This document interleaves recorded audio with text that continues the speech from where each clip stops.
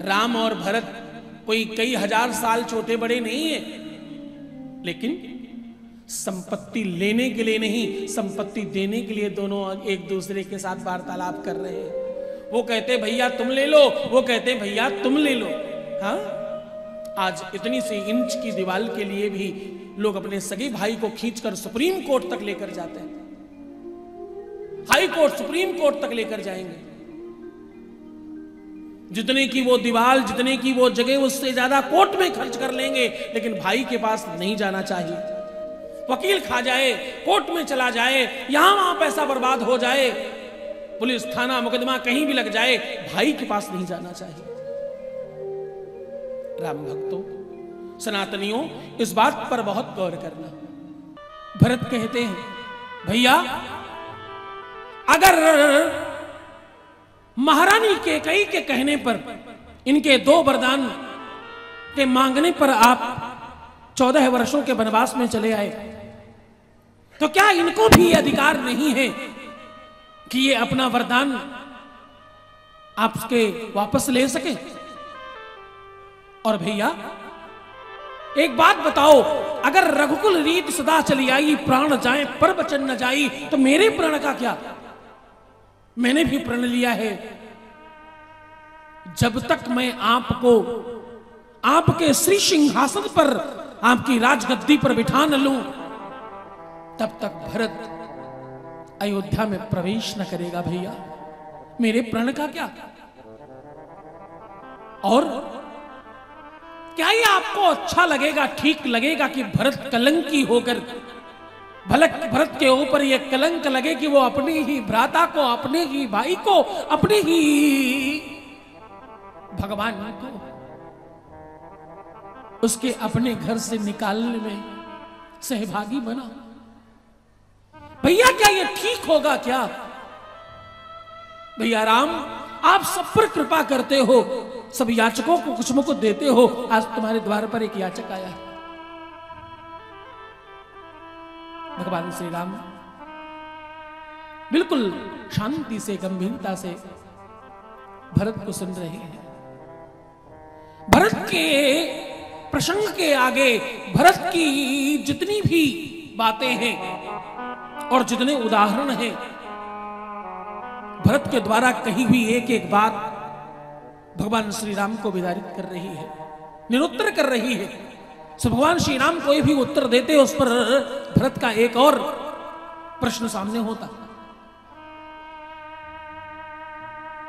जितनी भी मर्यादा की बातें श्री राम करते, उससे एक कदम उठकर भरत करते।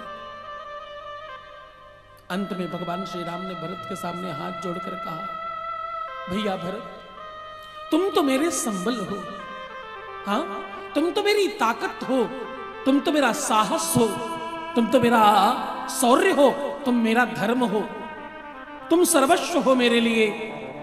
हाँ,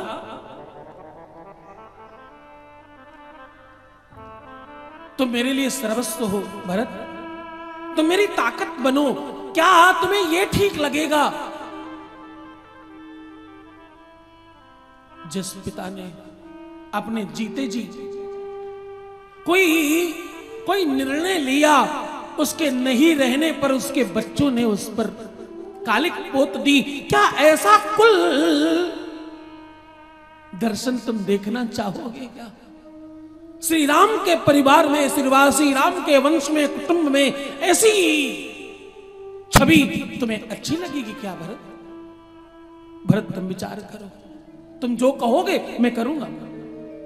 अगर तुम ये कहो, मैं तुम्हारे प्रेम में विवश हूं भरत, तुम अगर कहोगे तो मैं वापस भी चलूंगा, लेकिन मुझे पूर्ण विश्वास है कि तुम अपने भाई को, तुम अपने भ्राता को, तुम अपने इस दास को निराश न करोगे।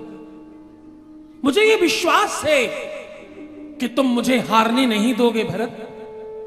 समूचे विश्व में लोग क्या कहेंगे, क्या कीर्तिमान बनेगा हमारा कि पिता ने बड़े गौरव के साथ कोई कार्य किया, बच्चों ने उसे उठाकर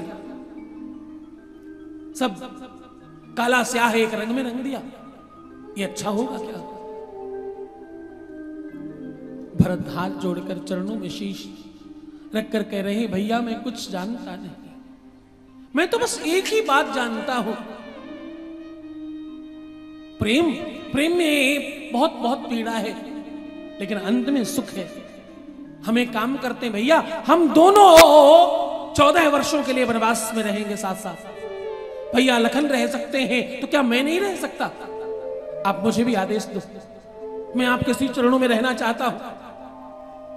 और बारंबार चरणों में गिर रहे हैं, उठाने से उठ भी नहीं रहे। प्रभु मुझे अपने दर से अपना टालो, अब मुझे अपने से दूर मत करो। प्रेम की रीति है भरत, प्रेम में तो जिता देना चाहिए, प्रेम में तो सर्वस्व दान कर देना चाहिए। भरत तुम ये मानो कि श्री राम ने राज्य स्वीकार किया और अब वो तुम्हें दान में दे रहे हैं, आगे बढ़ो भरत, सहर्ष स्वीकार कर लो इसे। हाँ, सहर्ष स्वीकार करो और देखो तुम जीत गए हो, इसलिए राजा तो राम ही होंगे वहां।